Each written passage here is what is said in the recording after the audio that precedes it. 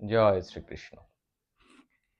আমরা নচিকেতার দুটো বরের কথা জানতে পারলাম। প্রথম বরে নচিকেতা যমরাজকে চাইলেন যে তার পিতা যেন ভালো থাকে এবং তার পিতার আশঙ্কা যেন দূর হয় এবং তাকে যেন ক্ষমা করে সে নিজের কাছে টেনে নেয়। আর দ্বিতীয় বরে উনি অগ্নিবিদ্যা চাইলেন। সেই অগ্নিবিদ্যা যমরাজ তাকে দিলেন।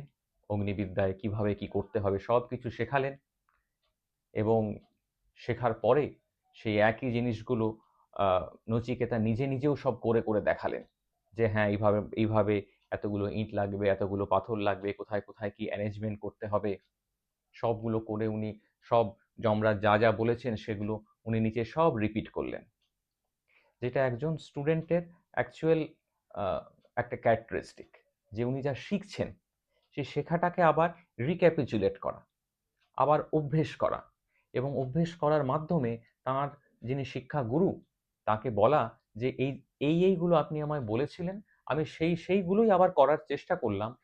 এর মধ্যে যদি আমার কোনো ভুল হয়ে থাকে তাহলে আপনি আমাকে জানান, আপনি আমায় বলুন, আপনি আমায় শুধরে দিন।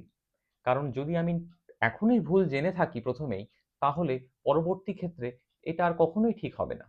আর আমরা যে ক্ষেত্রেই কাজ করি, আমাদেরও কিন্তু আমাদের যিনি শিক্ষাগুরু, যার কাছ থেকে আমরা শিখছি, তাকেও আমাদের পায়ে হাত দিয়ে প্রণাম করে, তার প্রতি মাথা নত করে, সহস্রবার মাথা নত করে, তার কাছ থেকে ঠিক এইভাবেই শেখার পরে রিক্যাপিচুলেট করে আবার তাকে জিজ্ঞেস করার কথা যে আমরা আমাদের দিক দিয়ে যা বললাম সব কি ঠিক বললাম, না কোথাও ভুল হয়ে গেল। নচিকেতাও কিন্তু অগ্নিবিদ্যা লাভের পরে ঠিক একইভাবে যা যা তাকে বলা হয়েছিল সেগুলো রিপিট করে যমরাজকে বললেন এবং যমরাজ পুরো জিনিসটা দেখে অত্যন্ত খুশি হলেন।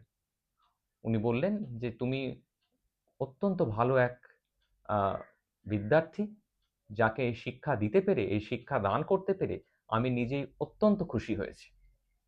সুতরাং তোমাকে যে অগ্নিবিদ্যা আমি দিলাম, দান করলাম, এই অগ্নিবিদ্যার ফল তোমাকে আশীর্বাদ করছি, তুমি নিশ্চয়ই পাবে। এবার বলো তুমি তৃতীয় কোন বর চাও। এই তৃতীয় বরটা কিন্তু বেশ একটা কঠিন বর চেয়ে বসলেন নচিকেতা, যা যমরাজ তাকে প্রথম থেকে কিছুতেই দিতে রাজি হচ্ছিলেন না। উনি যেখানে বলেছেন না দেব, সেই যমরাজ তাকে সেই বর দিতে রাজি হলেন না প্রথমেই। কি সেই বর, কি উনি চাইলেন, পরের দিন আমরা ডিসকাস করব। ভালো থাকবেন। জয় শ্রীকৃষ্ণ।